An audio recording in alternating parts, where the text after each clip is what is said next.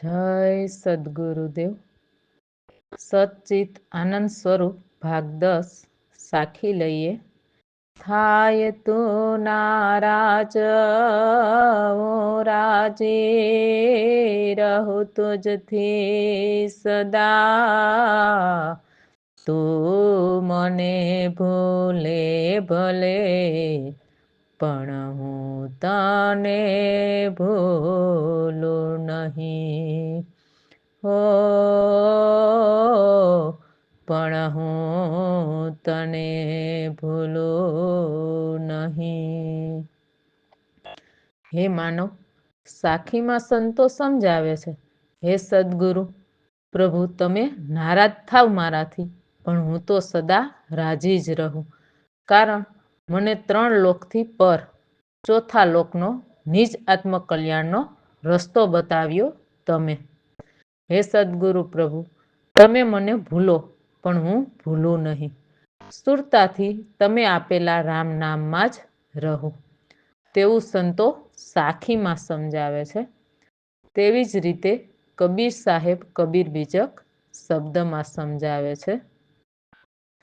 કરો વિચાર વિકાર ત્યજો, તરણ તારણ રે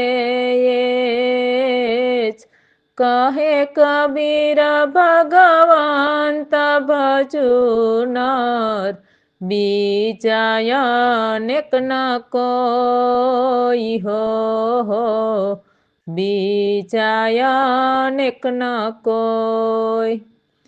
સાખીમાં સંતો સમજાવે છે તેમ કબીર સાહેબ કબીર બીજક શબ્દમાં સમજાવે છે. હે માનવ, ભવસાગર તરણ તારણહાર એક જ છે. તો હે માનવ, સદગુરુએ આપેલા રામ નામમાં જ વિચાર કરો. સદગુરુ પ્રભુ ભલે ભૂલે આપણને, પણ આપણે સદગુરુને અને સદગુરુએ આપેલા રામ નામ શબ્દને ભૂલવું નહીં. અને મનથી મોહ વિકાર છોડો.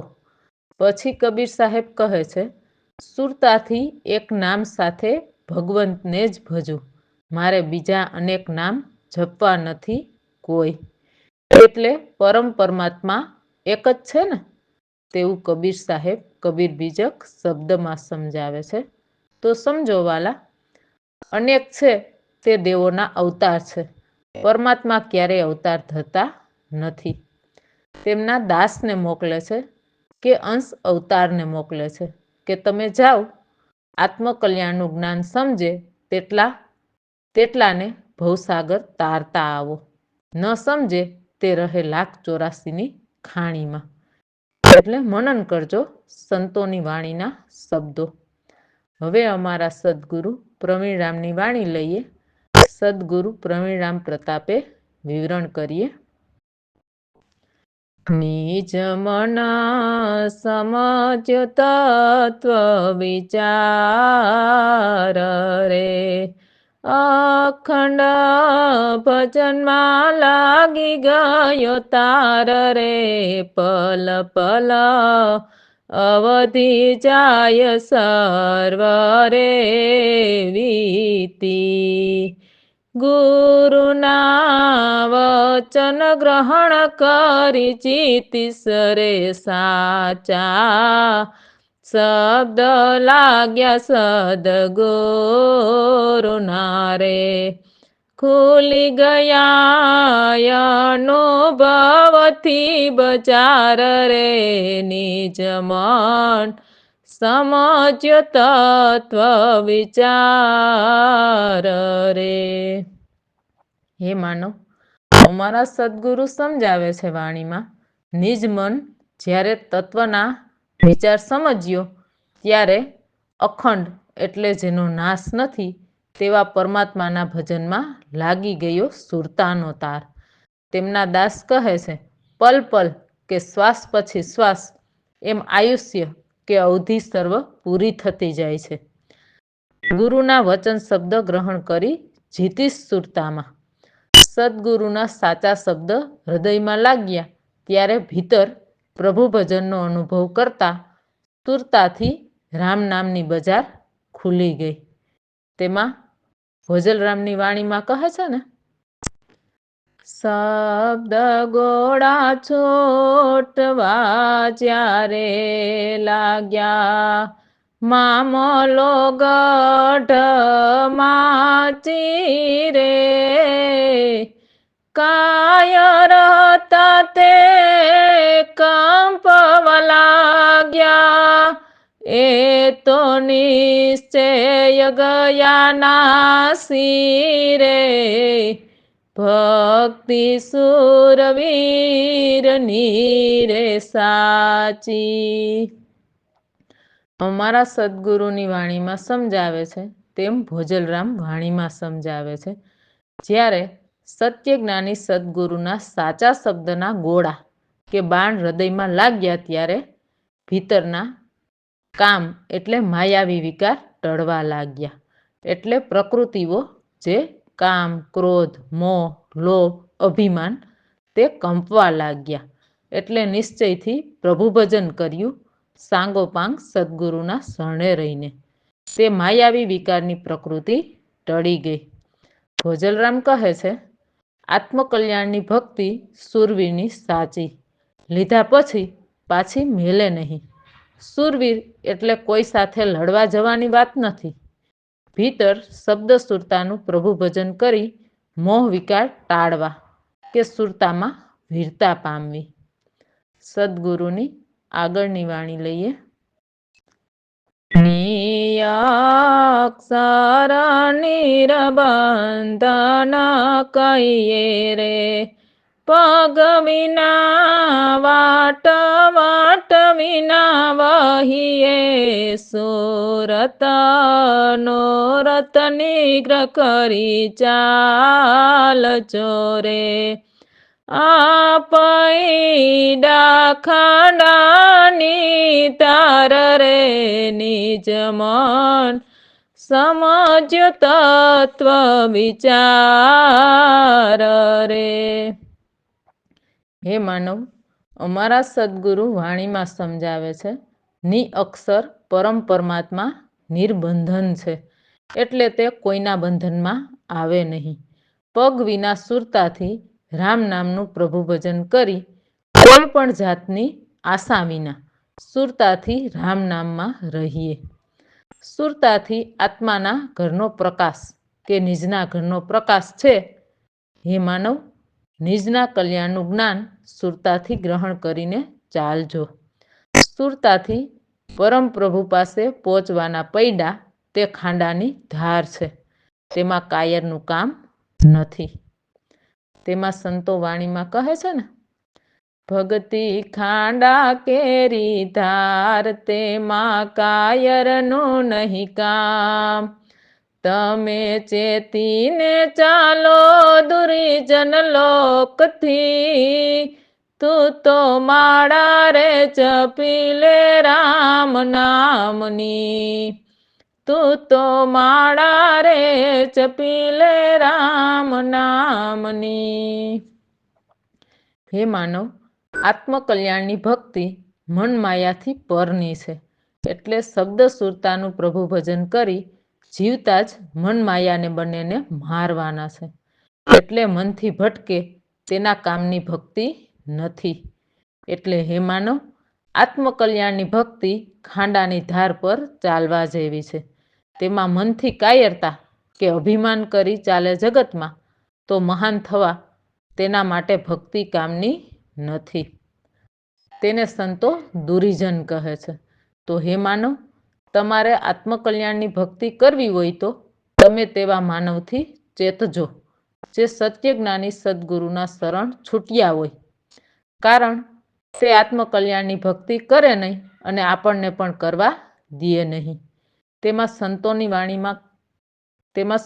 વાણીમાં કહે છે ને, મળે તો યમને હરિજન મળજો, દુરીજન દૂર પડજો રે, મળે તો યમને હરિજન મળજો.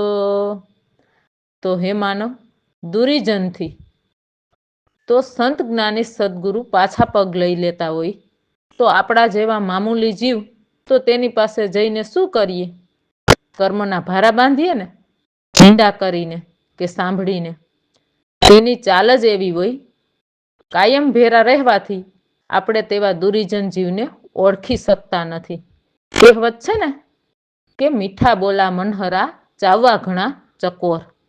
એટલે મીઠું બોલી બોલીને આપણા મનને હરી લે છે અને ગામ પર ગામમાં જાજા શિષ્ય કરવા, સત્સંગ કરવા નીકળી પડે છે. ભીતર તો મોહરૂપી આશા તૃષ્ણાની હોળી સળગતી હોય. એટલે સંતો તેવા જીવને દુરીજન કે સલીલ કે કપટી કહે છે. એટલે ચેતજો વાલા, તેવા કહેવાતા સંતો ભાઈથી. મુગરા રહેજો પણ તેવાનો સંગ કરશો નહીં. તેમાં તમારું આત્માનું કલ્યાણ થાય નહીં. આમ પહેરે સફેદ કપડાં અને ભીતર તો તેવું વિચારતા હોય, હું કેવો લાગુ છું? અને સત્ય જ્ઞાની સદગુરુ સંત અંગ ઢાંકવા માટે વસ્ત્ર પહેર્યા હોય, બીજાને દેખાડવા માટે નહીં. તેમનામાં એક પણ અભિમાન ન હોય અને તે જાજા શિષ્ય ભેગા કરે નહીં. જ્ઞાન આપે પણ ન સમજે સત્ય જ્ઞાન તો તે જીવને પકડે નહીં, છોડી દે છે. એટલે મનન કરજો કહેવાતા સંતોભાઈનું જીવન અને સત્ય જ્ઞાની સદગુરુ સંતનું જીવન. પછી આગળની વાણીમાં કહે છે, હે જીવ, સત્ય જ્ઞાની સદગુરુના સદા શરણ સેવીને સુરતાથી રામ નામની માળા ફેરવી લે તારી ભીતર. મોતીના પારાની નહીં હો, તે મોતીના પારાની માળા ફેરવવાનું તો કહેતા હોય કહેવાતા સંતો ભાઈ. તે મોતીની માળા ફેરવીને મન માયાથી કરેલા કર્મ બળે નહીં. એટલે વાલા ભ્રમણા છોડો, સત્ય આત્મકલ્યાણનું જ્ઞાન જાણો. સત્ય જ્ઞાની સદગુરુના શરણે આવી સંતોની વાણી થકી સદગુરુની આગળની વાણી લઈએ. પ્રવીણ રામય નામીય અખંડ સ્વામી રે, તે તો ચરાચર અંતર્યામી રે, અકલય જાણી સમજમાં ન આવે, એવાય વિગત અગમય પાર રે, નીચ મન સમજ્યો તત્વ વિચાર રે. હે માનવ, ગુરુ પરમાત્મા નામી છતાં અનામી છે. જેમનો નાશ નથી તેવા અખંડ સ્વામી છે. તે તો ચરાચરમાં કે સર્વમાં અંતર્યામી પ્રભુ છે, જેની અકલ અજાણી છે.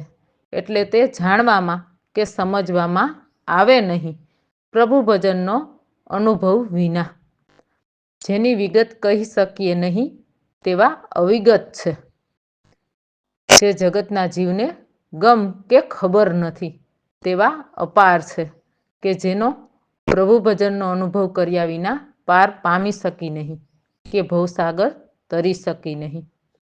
તેમાં અમારા સદગુરુની વાણીમાં કહે છે ને, નમો નમો પ્રભુ અંતર્યામી રે, સકળ રૂપ બહુ નામી રે, તુજ પુરુષ પ્રકૃતિ તુજ માયા, તુજ ત્રણ ગુણ તુજ ત્રણ ગુણ પરિણામી રે, નમો નમો પ્રભુ અંતર્યામી રે, તુજ બ્રહ્મા વિષ્ણુ શિવ શક્તિ, તુજ લક્ષ્મી પાર્વતી બ્રહ્માણી રે,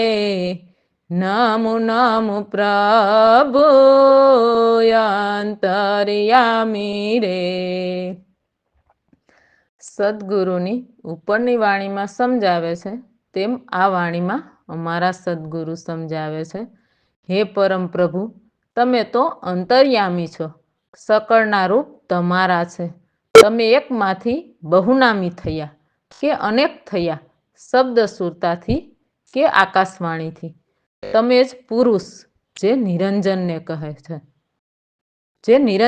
કહે છે, તમે જ પ્રકૃતિ માયા છો, તમે જ 3 ગુણ પરિણામી છો, તમે જ બ્રહ્મા વિષ્ણુ શિવ શક્તિ છો, તમે જ પાર્વતી બ્રહ્માણી છો.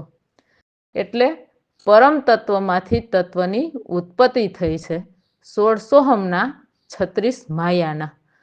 આમ કર્મ પ્રમાણે 52 તત્વનો જગત બગીચો બન્યો, 53માં પરમાત્મા થકી. એટલે વાલા, કર્મનું વિચારો. માનવ જન્મ કર્મના બંધનમાંથી છૂટવા મળ્યો છે કે ભવસાગર તરવા મળ્યો છે. એટલે ખોટા રાગ વેરાગ છોડો, મારા તારા, ઊંચ નીચ, નાત જાત વગેરેના. બધા પરમપિતા પરમાત્માના બાળક જ છીએ. દેહ જુદા ઠેરાણા. ઉપર કહ્યું ને કે પરમાત્મા એકમાંથી બહુનામી થયા, પાછા નામી છતાં અનામી. તો કેમ કરીને તેનો ભેદ જાણી શકીએ? એટલે કોઈ પરમાત્માના અંશ અવતારી સદગુરુ સંત જ જાણી શકે, કરોડો કહેવાતા ગુરુઓ નહીં. અમારા સદગુરુની બંને વાણીમાં સમજાવે છે તેમ સંતોની વાણીમાં સમજાવે છે. અખિલ વિલાસીશ્વરા રે, તારી અકળિત માયા રે, વિઘ્નહરણ વિશ્વંભરા, ગરવે ગ્રંથ ગવાયા રે, અખિલ વિલાસીશ્વરા.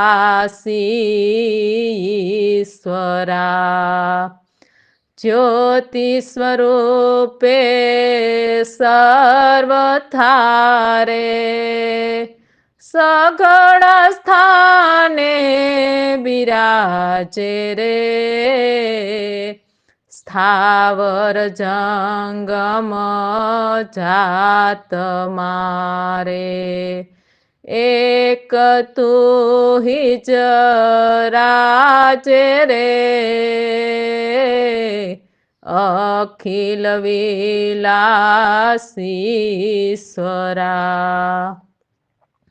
હે માનવ, અખિલ વિલાસી ઈશ્વર રામ છે, તેની અકળિત માયા છે. તેમાં દેવો પણ આવી ગયા. તે પણ યુગે યુગે અવતાર ધરે છે ત્યારે તે પણ અકળિત માયામાં રંગાઈ જાય છે. અખિલ ઈશ્વર રામ કે પરમ પરમાત્મા ક્યારેય પૃથ્વી પર અવતાર ધરતા નથી. જે પરમાત્માના અંશ અવતાર ધરેલા સત્ય જ્ઞાની સદગુરુના શરણે જતા કર્મના વિઘ્ન હરે છે કે કર્મ કાપે છે. જીવન વિશ્વભરના જીવોના, પછી ભલે રાજા હોય કે રંક હોય, તેના નામ ગવાણા જગતમાં. વેદ ગ્રંથ કે વાણીમાં પરમ પરમાત્મા જ્યોતિ સ્વરૂપે સર્વમાં કે સઘળે સ્થાને બિરાજે છે, સ્થાવર જંગમ કે જીવની જાતમાં. પછી માનવ હોય કે દેવ દાનવ કે 84ના જીવમાં. એક પરમ પ્રભુ તમે જ છો સર્વમાં. તેવું સંતો વાણીમાં સમજાવે છે. તો સમજો વાલા, ખોટા અભિમાન કરીને વાદ વિવાદ છોડો 3 લોકના, અને એક સાચા સદગુરુ સંતના શરણ સેવો, જેથી ભવસાગર તરીએ માનવ જન્મમાં. સદગુરુની આગળની વાણી લઈએ. પ્રવીણ રામ મળ્યા પૂર્ણ જ્ઞાની, કર્મ ધરમ ભાંગી ગયા દૂર, દાસલાલ દાસલાલ લખિયા સત સ્વામી રે, જન્મ મરણની બે ભાંગી રે, નીચ મન સમજ્યો તત્વ વિચાર, અખંડ ભજનમાં લાગી ગયો તાર, નીચ મન સમજ્યો તત્વ વિચાર રે. અમારા સદગુરુની વાણીમાં તેમના દાસ કહે છે, અમને મળ્યા પૂર્ણ જ્ઞાની સદગુરુ. પૂર્ણ એટલે બહાર ભીતર પરમાત્માને પામેલા, શબ્દ સુરતાનું પ્રભુ ભજન કરીને. અમારા કર્મ અને દેવોની રચેલી ભ્રમણા ભાંગી ગઈ, જે મન માયાની હતી તે, અને પ્રભુ ભજન કરી સદગુરુની કૃપાથી ભીતર લખ્યા સત સ્વામીને કે પરમ સ્વામીને લખ્યા. લખ્યા એટલે જોઈ લીધા સુરતાથી, અને જન્મ મરણની ભે અથવા તો ડર ભાંગી ગયા, તેવું તેમના દાસ કહે છે. અમારા સદગુરુની વાણીમાં અમારા સદગુરુની વાણીમાં કહે છે ને,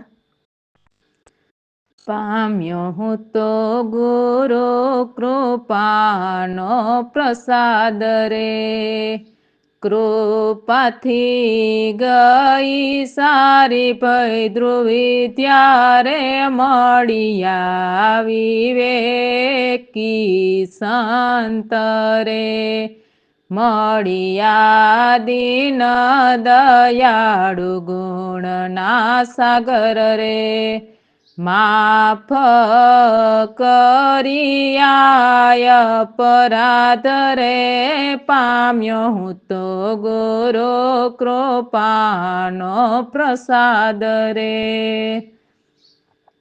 સદગુરુની ઉપરની વાણીમાં સમજાવે છે તેમ આ વાણીમાં સદગુરુના દાસ સમજાવે છે. હે માનવ, મને મળ્યા વિવેકી કે પૂર્ણ જ્ઞાની સદગુરુ સંત, તેથી પામ્યો હું તો ગુરુ કૃપાનો પ્રસાદ. તો કયા પ્રસાદની વાત કરી છે? તો કહે છે રામ નામના પ્રસાદની વાત છે. સદગુરુની કૃપાથી રામ નામનું પ્રભુ ભજન કરતા સારા ભય અને દ્રુવિધ્યા ટળી ગયા, જે બેપણાની દ્રુવિધ્યા હતી તે, અને મનમાયાની કે મારા તારાની, ઊંચ નીચ, નાના મોટા, નર નાર વગેરે, અને સર્વમાં એક આત્મ વસેલો છે તેવો સમાન ભાવ આવ્યો. મારા કરેલા કર્મ કે અપરાધ સર્વ માફ કર્યા. સુરતાથી મને ભીતર દીનદયાળુ ગુણના સાગર મળ્યા, તેવું તેમના પટ શિષ્ય કહે છે અમારા સદગુરુની વાણીમાં. એમાં સંતોની વાણીમાં કહે છે ને, એવા પ્રગટ પાંચે તત્વમાં ગુરુ મળ્યા રે, મને છઠ્ઠા સરચનહાર સતગુરુ મળ્યા રે. અમારા સદગુરુની વાણીમાં સમજાવે છે તેમ સંતોની વાણીમાં સમજાવે છે. સદગુરુની કૃપાથી શબ્દ સુરતાનું પ્રભુ ભજન કરી પ્રગટ પાંચ તત્વ છે માયાના, તેમાં મને દીન દયાળુ ગુણના સાગર સદગુરુ મળ્યા. તે માયાના વિકારમાં આવે નહીં, એટલે તે શબ્દ સુરતાનું પ્રભુ ભજન કરીને સુરતાથી સૌથી ન્યારા રહે છે. પછી કહે છે, પ્રભુ ભજન કરતા કરતા પાંચ તત્વથી પર કે પિંડ બ્રહ્માંડથી પર રહેતા પરમ પરમાત્મા, તે છઠ્ઠા સર્જનહાર સતગુરુ પરમાત્મા મળ્યા. જે શબ્દ સુરતાનું ભજન કરવાથી એકના અનેક થયા, તે સર્જનહાર પ્રભુ મળ્યા, તેવું સંતો વાણીમાં કહે છે. તો મળ્યા હોય તો જ કહે ને, એટલે મનન કરજો સંતોની વાણીના શબ્દો. રામ ભરોસે.